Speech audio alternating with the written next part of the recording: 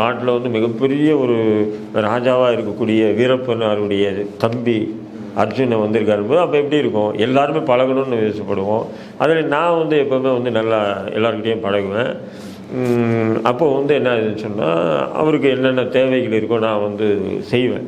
எப்போவுமே ஜெயிலுக்கு யார் வந்தாலும் அது நம்ம தமிழ் தேசியன்றதில் யார் இருந்தாலும் சரி நம்மளால் முடிஞ்ச உதவிகள் அது பண்ணும்போது அவர் நம்மக்கிட்ட நெருங்கி நல்லா பழகினார். எல்லா விஷயத்தையுமே தகவல்களை வந்து அப்போ தான் நமக்கு வந்து சொன்னார். அவர் சொல்ல எனக்கு வந்து என்ன இது ஒரு பெரிய நாவலே எழுதலாம் போல இருக்கேன். எனக்கு அவர் சொல்ல என்னடா இது ஊடகங்கள் ஒரு விதமான பிம்பத்தை உருவாக்குது, அந்த பிம்பம் தான் உண்மைன்னு சொல்லி அதையும் இன்னும் கொஞ்சம் மெருகூட்டி இன்னும் கொஞ்சம் பெருசாக்கி திரைப்படங்களை ஆக்குறானுங்க.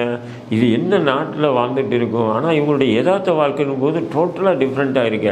அந்த 70 பேர் வந்திருந்தாங்களே அவங்களுக்கு கட்டுற துணி கூட இருக்காதுங்க யாருக்கும்.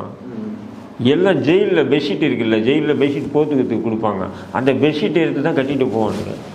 எவ்வளோ கொடுமை இருந்தாலும். ஆனால் மலையில் வசிக்கிறீங்களா? மலைவாழ் மக்களுக்கு அவங்க ஒன்றுமே துணி இல்லைங்க. நாங்கள்லாம் லுங்கி ஆள் யார் யார்கிட்ட எக்ஸ்ட்ரா லுங்கி இருக்கோ எல்லாமே கொடுப்போம். ஆனால் பத்தாது. ஆனால் அவங்க என்ன பண்ணுவாங்க, கோர்ட்டு வீட்டுக்கு போகும்போது அந்த வெள்ளை பெட்ஷீட் கொடுப்பாங்க போத்துக்கிட்டு.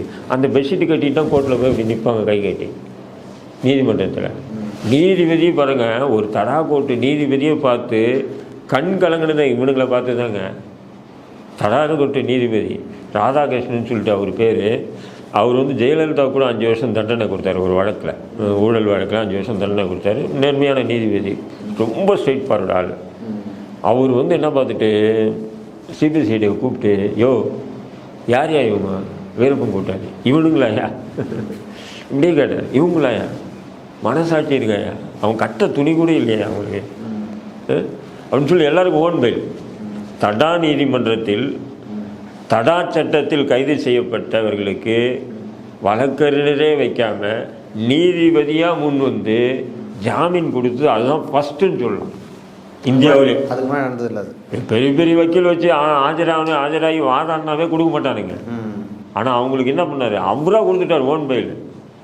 இதில் இன்னொரு கொடுமை என்ன தெரியுமா, ஓன் பெயில் கொடுத்துட்டார். ஓன் பெயில்னு சொன்னால் அவங்களாம் அவங்களுடைய தகவல்களை பதிவு செஞ்சு போகலாம் வெளியே, அவங்க குடும்பத்தார் வந்து கூப்பிட்டு போகலாம். இதுலேயும் கூட பார்த்தீங்கன்னா ஒரு 10-15 பேர் தான் போனால் மீதி பேர் உள்ளவே இருக்கான்.